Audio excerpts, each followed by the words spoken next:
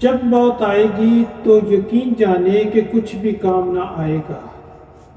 آپ کے دنیا سے جانے پر کسی کو کوئی فرق نہیں پڑے گا اور اس دنیا کے سب کام جاری رہیں گے۔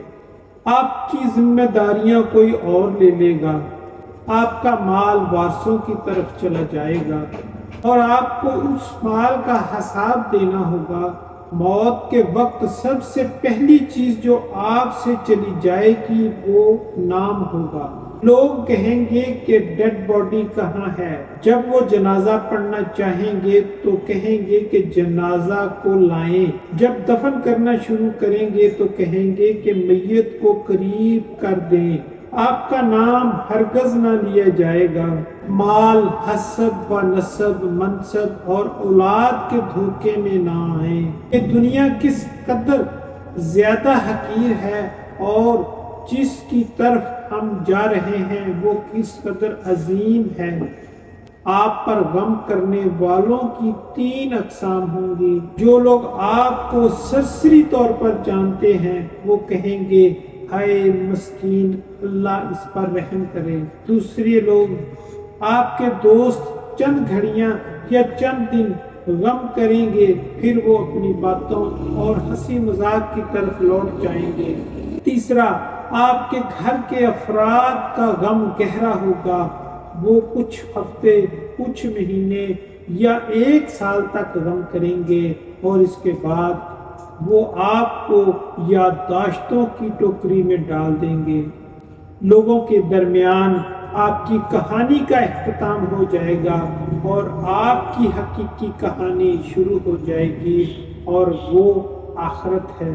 آپ سے زائل ہو جائے گا۔ پہلے نمبر پہ آپ کا حسن، دوسرے نمبر پہ آپ کا مال، تیسرے نمبر پہ صحت، چوتھے نمبر پہ اولاد، 5ویں نمبر پہ آپ اپنے مکانوں اور محلات سے دور ہو جائیں گے، 6 نمبر پہ شوہر بیوی سے اور بیوی شوہر سے جدا ہو جائے گی۔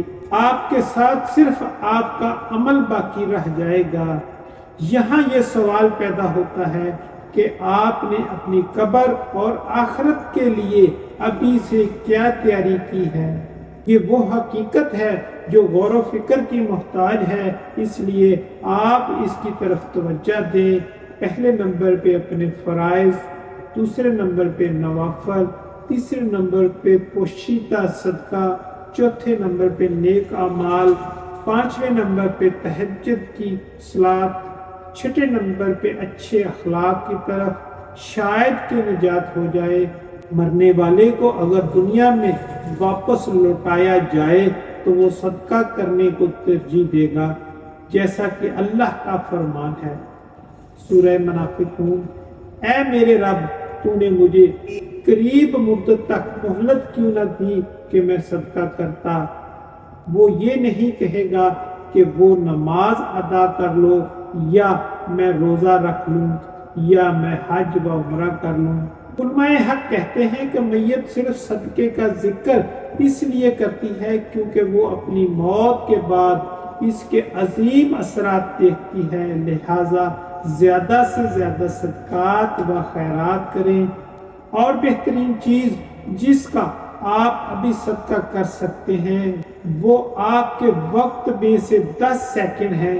آپ خیر خواہی اور اخلاص کی نیت کے ساتھ اس ویڈیو کو دوسروں تک پہنچائیں، کیونکہ اچھی بات دوسروں تک پہنچانا بھی ایک صدقہ ہے۔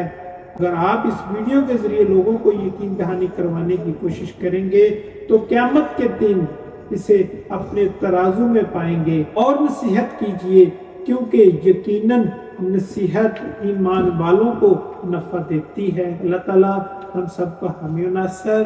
خالد وخانہ، چوک خانیہ والا، گلہ گودام، ضلع اپارہ شہر۔